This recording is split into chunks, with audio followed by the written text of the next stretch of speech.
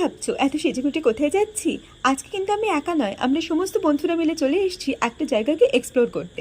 না না, তোমাদের আর ওয়েট করিয়ে রাখবো না, এবার বলেই দিই। কিছুদিন আগে মালদায় হচ্ছিল মালদা এক্সপো মেলা, আর সেই এক্সপোকে এক্সপ্লোর করতেই আমরা চলে এসেছি সবাই মিলে।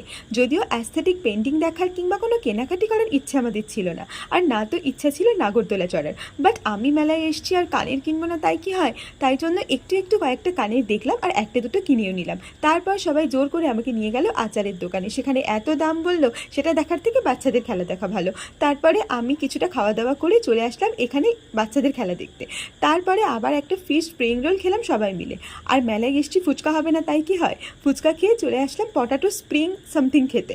তো পটাটো স্প্রিংটা দেখতে যতটা ভালো, খেতে কিন্তু ততটাই খারাপ, আমার একদম ভাল লাগেনি। তারপরে খুব ব্রেক ডান্সে ওঠার ইচ্ছা ছিল, কিন্তু লোকজন এত চেঁচামেচি করছিল সেটা দেখে আমরা চলে এলাম বরফের গোলা ট্রাই করতে, বাট সেটাও খুব একটা ভালো খেতে ছিল না। তারপরে পাওভাজি